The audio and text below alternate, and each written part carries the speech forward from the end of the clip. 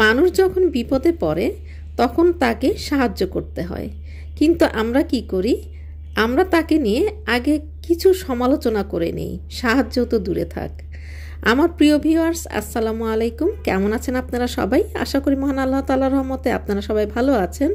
আলহামদুলিল্লাহ, আমিও ভালো আছি। তাই তো ব্লগস বাই চুমকি রান্নাঘরের আরও একটি নতুন ব্লগ নিয়ে আপনাদের মাঝে হাজির হয়ে গেলাম, কারণ ব্লগস বাই চুমকি রান্নাঘর তো আপনাদেরকে নিয়েই। তো সকালবেলায় আজকে এখন প্রায় 6:45 বাজে।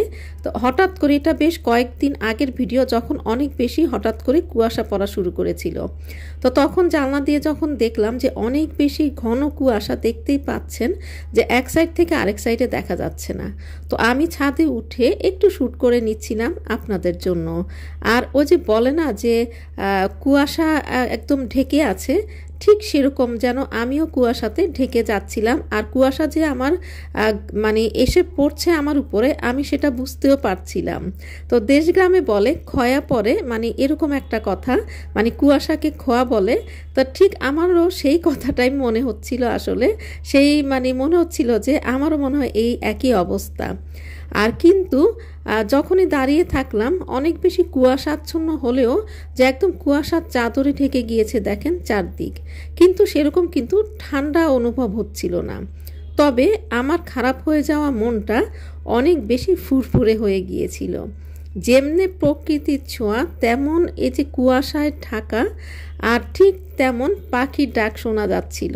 তো ফুরফুরে মেজাজ যখন হয়ে গিয়েছে, তো তখন মনে করলাম যে নিচে এসে একটু গরম গরম পরোটা কেন ভেজে দিব না সবাইকে, কারণ মনটা আমার এতক্ষণ খারাপ ছিল। এখন উপরে কুয়াশার চাদরে ঢেকে আসলাম কতক্ষণ, আমার মনটা অনেক বেশি ফুরফুরে হয়ে গিয়েছে আলহামদুলিল্লাহ। তো নিচে এসে পরোটা ভাজছিলাম।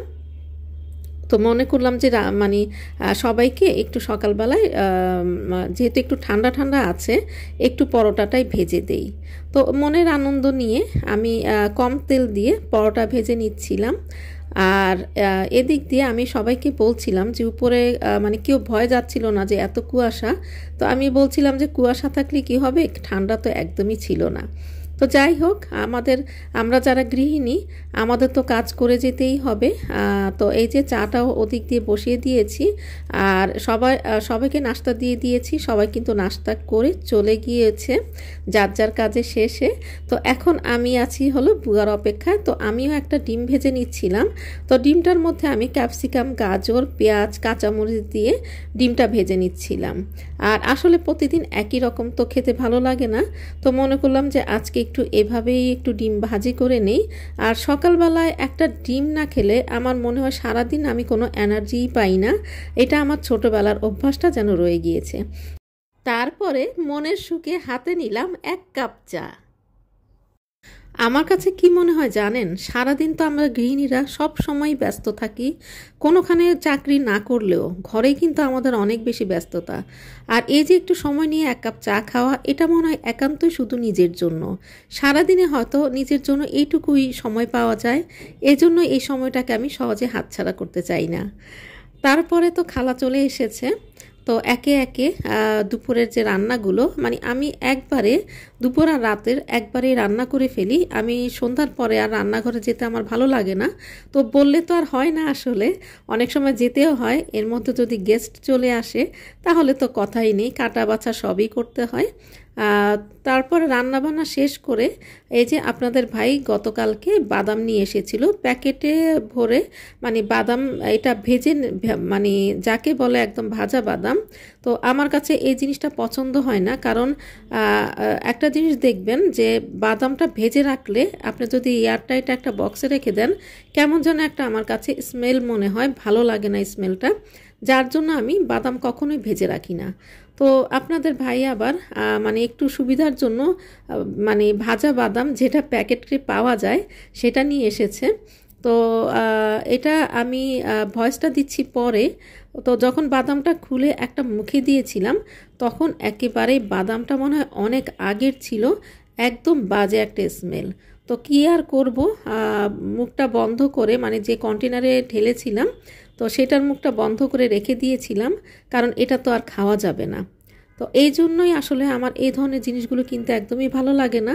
তো আপনাদের ভাই তো আসলে মনে করে যে মানে সুবিধা হবে বাসায় এভাবে রেডিমেড নিয়ে আসলে, তো আসলে এটা সুবিধার চাইতে অসুবিধাও হয় বেশি, আর আপনার টাকাটাও মানে একেবারেই নষ্ট গেল আর কি। তো যাই হোক, এখন কিছু করার নাই, তো রেখে দিচ্ছি। আর এদিক থেকে মোরব্বাটাও নিয়ে এসেছে। তো আমার তো কেক যখন বানাই তখন আমার মোরব্বা কিন্তু অনেক বেশি পরিমাণে লাগে, আর তাছাড়া মিষ্টি জর্দা রান্না করতে গেলেও কিন্তু লাগে। তো এগুলো সব একটু রেখে দিচ্ছি, যেহেতু মোরব্বা আমার আগের একটু ছিল, ওটা শেষ হলে তারপরে এটা নামাবো। তো আমি কিন্তু দেখতে দেখতে ভিডিও শেষ পর্যায়ে চলে এসেছি। একটা ছোট্ট ভিডিও নিয়ে আপনাদের মাঝে চলে আসার জন্য খুবই ইচ্ছা হচ্ছিল, তাই চলে আসলাম। আমার পাশে থাকার জন্য সবাইকে অনেক অনেক ধন্যবাদ। আবারও দেখা হবে নতুন একটা ভিডিও নিয়ে ইনশাআল্লাহ, কারণ ব্লগস বাই চুমকি রান্নাঘর তো আপনাদেরকে নিয়েই।